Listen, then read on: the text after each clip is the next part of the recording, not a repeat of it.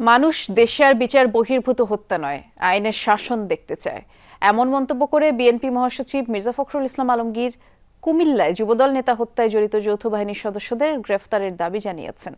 এ সময় ছাত্রদের অযথা সংঘাতমূলক কোনো বক্তব্য রাজনীতিতে না আনার আহ্বানও জানান মির্জা ফখরুল। যমুনা ইলেকট্রনিক্সের সুপার এক্সচেঞ্জ অফারে একের ভিতর ৩ পুরনো বদলে নতুন নিন যমুনা ইলেকট্রনিক। রাজধানীর উত্তরায় ঢাকা মহানগর উত্তর বিএনপির আয়োজনে নিম্ন আয়ের মানুষের মাঝে শীত বস্ত্র বিতরণ করেন মির্জা ফখরুল ইসলাম আলমগীর। এর আগে অনুষ্ঠানে বিএনপি মহাসচিব সমালোচনা করেন শেখ হাসিনা সরকারের দুর্নীতি আর লুটপাট নিয়ে, স্বাগত জানান ছাত্রদের নতুন দল গঠনের উদ্যোগের। ছাত্র রাজনীতি করবে, আসবে, তারা নতুন দল গঠন করবে, আমরা তাদেরকে স্বাগত জানাবো। আপনারা দল করবেন, দল করেন, আমরা প্রত্যেককে স্বাগত জানাবো, সহযোগিতা করব, কাঁধে কাঁধ মিলিয়ে আমরা একটা সুষ্ঠু নির্বাচন করার জন্য কাজ করে যাব। অযথা কনফ্রন্টেশন, সংঘাতমূলক কোনো কথাবার্তা রাজনীতির মধ্যে না আনাই ভালো হবে।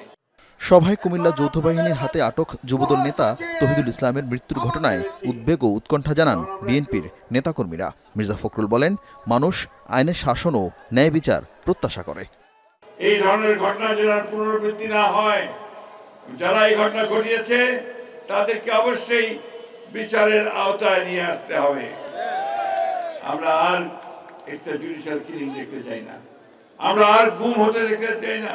আমরা বাংলাদেশে একটা আইনের শাসন দেখতে চাই, আমরা ন্যায় বিচার দেখতে চাই, আমরা আর সাধারণ মানুষের উপর কোনো অত্যাচার করা দেখতে চাই না। বন্ধুগণ, কুমিল্লার ঘটনায় শেখ হাসিনা সরকারের সাথে তুলনা করে নয়াপল্টনে এক অনুষ্ঠানে বিএনপি নেতা রুহুল কবির রিজভী বলেন, যুবদল নেতা হত্যার ঘটনায় মানুষ হতাশ হয়েছে।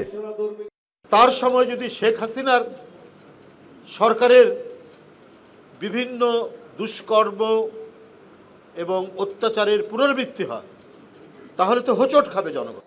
বিএনপি নেতাদের অভিযোগ, জুলাই অভ্যুত্থানে গড়ে ওঠা জাতীয় ঐক্য নষ্টের ষড়যন্ত্র হচ্ছে। দলীয় নেতাদের সাবধান করেন আওয়ামী লীগের কোনো নেতাকর্মী বিএনপিতে অনুপ্রবেশ না করানোর। দুষ্কর্ম। আরেফিন শাকিল, যমুনা নিউজ, ঢাকা।